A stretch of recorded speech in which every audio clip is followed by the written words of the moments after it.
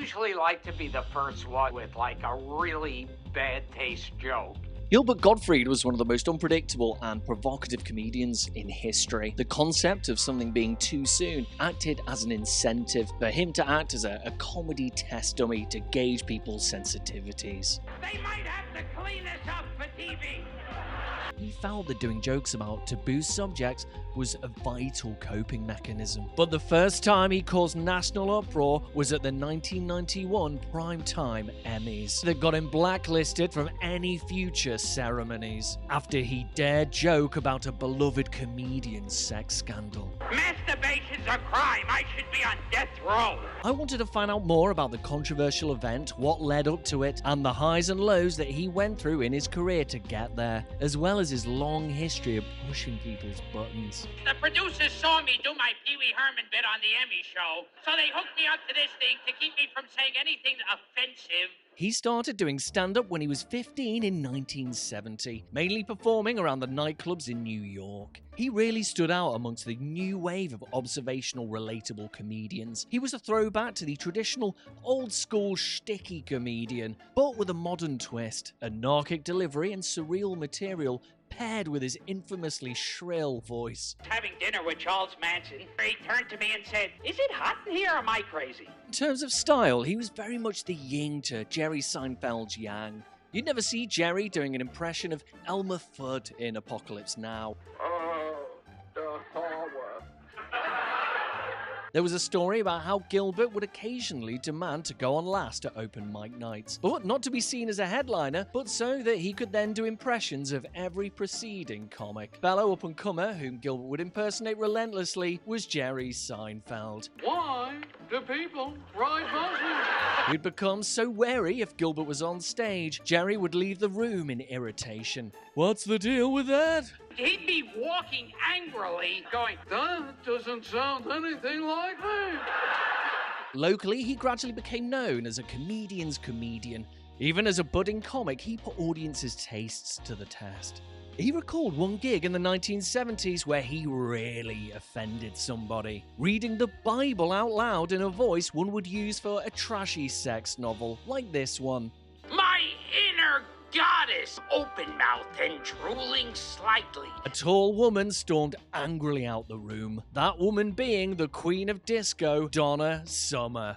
God will smite you for that. Unsurprisingly, that wasn't the only singer that he infuriated in his early years. In the early 80s, he opened for Belinda Carlisle. There were a lot of children in the crowd, so he was encouraged to work clean. After 3 minutes, he launched into every dick joke that he knew, despite Gilbert insisting that he showed remarkable restraint, waiting all of 5 minutes into his set until he uttered the C word. Patience of a saint. As soon as he exited the stage, he was obviously fired. The next generation premieres Saturday, November 15th. Gilbert's first shot at mainstream success was being hired as a cast member in the 1980 season of Saturday Night Live. Producers asked him, "Gilbert, what would you say if we offered you Saturday Night Live?" He replied, "I'll do it, but only if they fire you." Fortunately, he explained to the producers that that was just a joke, and he was hired for the show. This sounds like a great opportunity for a comedian just in his mid-20s. But for Gilbert, it was an unmitigated disaster. Now, it's completely normal that Saturday Night Live rotates its cast, but in 1980, it was the first time that it was done. Even if your ratings went up, people would still say the old show was better. There was no Lorne, no Belushi, no Gilda. It was a totally new cast, and audiences weren't exactly welcoming them with open arms. Gilbert said, "It would be like saying in the middle of Beatlemania, 'Oh, we're getting 4 other guys to be the Beatles.' Or when Friends was on, 'We're recasting Friends, but just watch it in the same way.'" And the writers hated him. The lowest point was being cast in a funeral sketch where he played a dead body laying in a coffin. After the show's relentless hammering in the press, after just 13 episodes, Gilbert and co-stars were fired.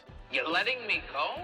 But the show wasn't a good fit for him anyway. The carefully constructed, formulaic show conflicted wildly with his naturally rebellious nature. The show kept his personality on a tight leash. His next TV exposure in 1983 was another failure, when he was hired for the widely panned Thick of the Night. We'll be back in a moment to see What else will happen? The Alan Thicke-helmed show was meant to challenge Carson, but all it did was challenge the very concept of entertainment. The producers wanted Gilbert to do a short set every night, and he didn't want to burn through all of his material and refused. Gilbert was dropped, and after one season, the show was cancelled. You're the wife of who is that guy I don't like? Alan Thicke. But after these setbacks, he perfected his stage persona. And when MTV were looking to hire someone for their TV spots, they needed a manic comedian to scream improvised promos at an invisible audience with zero eye contact, and he was the outstanding candidate. These hilarious promos were finally giving him favourable TV exposure,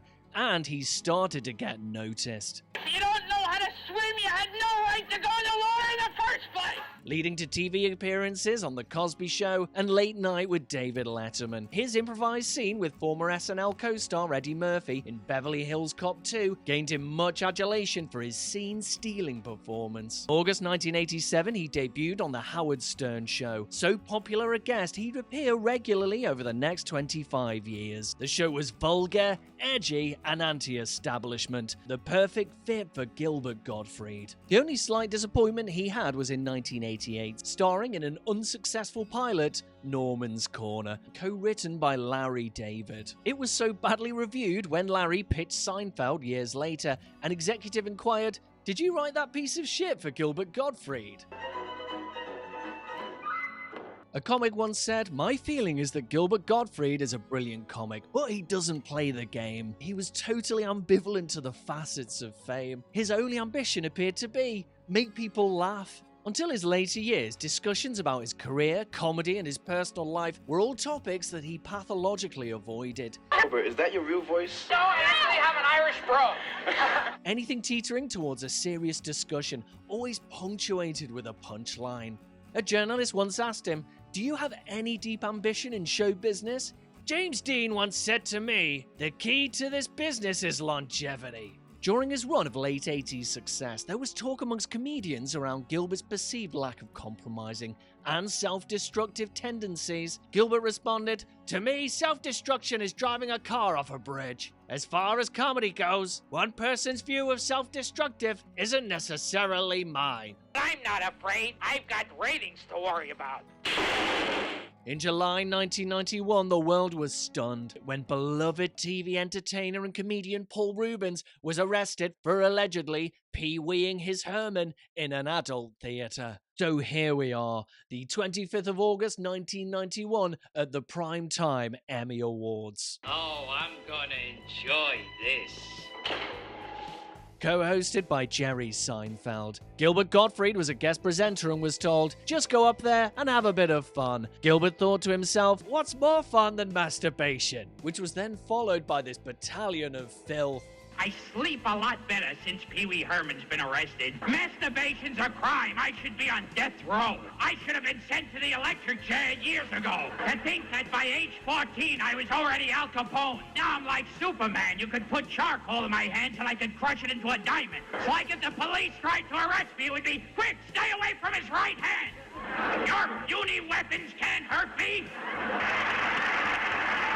His set was awkwardly followed by a tribute segment to the then recently passed actor Michael Landon. In summary, the audience found his gags hilarious. It seemed to reinvigorate the room from the dull proceedings leading up to it. It also acted as a gateway for other performers to up the ante. I'd like to thank my husband Parker, the man who has given me the big one for the last 8 years.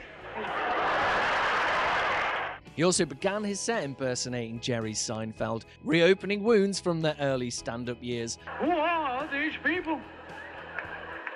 Now, the audience in the room, they may have enjoyed Gilbert's joke, but the TV networks went into full crisis mode. They never saw this coming. With his career on such a high, they must have thought to themselves, he's part of the establishment now. He wouldn't put that all at risk now. For God's sake, Mufasa's gonna be there. Even if he was planning such a crass move, Columbo would have found that out, as he was already gonna present an award. I came home with that picture of Denny Moore. Wow, look at that ring. Even Columbo was working blue. Gilbert's segment was deemed so outrageous, his monologue was censored on the West Coast feed. but was seen live on the East Coast feed. Gilbert's remarks became the sole focus, overshadowing Fox TV's ratings success. Fox publicist Andy Sporkin decried, "We weren't thrilled that he went off the script. It was not appropriate for the show. The funny guy was not so funny as it turned out." Emmy's head writer Kenny Songs was furious. "We were looking for a bit more decorum and wit. That's not wit." One critic called it a sneak attack on the unsuspecting American public who may have been watching it with their families. Yeah, I'm a real menace. Yeah, that's it. I'm a menace to society. But despite all this controversy, it actually worked in Gilbert's favor. The show included a plethora of hip, fresh comedians like Kevin Nealon, Richard Lewis, and the Golden Girls. But the only comedian the nation was talking about was Gilbert Gottfried. He had many defenders, expressing that his public condemnation was pure overkill. The audience were laughing, and it brought a sense of edginess to a dull celebrity circle jerk. And that's not a Pee Wee Herman joke, by the way. Strangely, because it was censored for its too hot for Sunday night content, it meant that more people were exposed to the monologue. Every news show would pick it up and they would introduce it as a horrible moment that doesn't belong on television. And then they would broadcast the entire thing. So the network and certain elements of the media were exclaiming, "This was disgusting." And now we're going to show you what that disgusting thing was. The thing that we didn't want you to see. Gilbert Gottfried was blacklisted from the Emmys. He wouldn't be able to ever announce the winner for Best Cinematography in a TV drama. The Emmy Academy, they had no right to do what they did. But their loss was very much Disney's gain, iconically recording the voice of Iago in the 1992 animated classic Aladdin. So was he family friendly or wasn't he family friendly? It was this kind of fascinating dichotomy that made him such an unpredictable performer. He beautifully summed up this affair by musing, "The funny part of it is at the time I was recording Aladdin for Disney. I was too dirty for Fox, but clean enough for Disney. My career has always been walking the tightrope between morning children's programming and hardcore pornography." After watching Gilbert Gottfried do the 5 minutes on masturbation, we getting ready to go buck wild on In Living Colors. In conclusion, Gilbert was a Marmite comedian, and I hate Marmite, but I love Gilbert Gottfried.